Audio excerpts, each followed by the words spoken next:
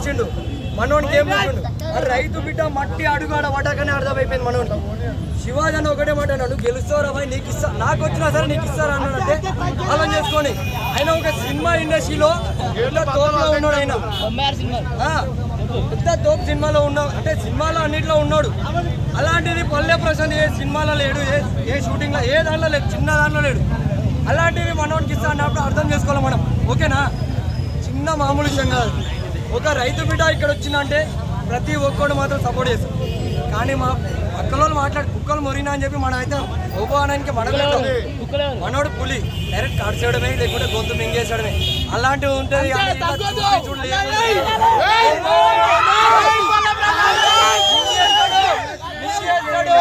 మనోడు మింగేస్తాడు, డైరెక్ట్ చెప్తున్నా మింగేస్తాడు. అడుగు పెట్టినా అంటే అర్థమైంది.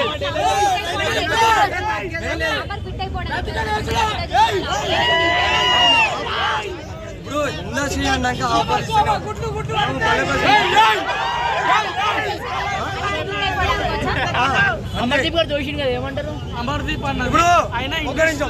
గాడి నా కొడుకు దోస్తాడు, నువ్వు ఊకుంటావా? నువ్వు గాడి నా కొడుకు దోస్తానా, నువ్వు ఊకుంటావు కదా. మావాడు ఏంటంటే సింహం, టైం వచ్చినప్పుడు ఆడుకుంటా, గాలి పీలి డైరెక్ట్ గొంతు పట్టి పీకేస్తాడు వాడు సాఫ్గా.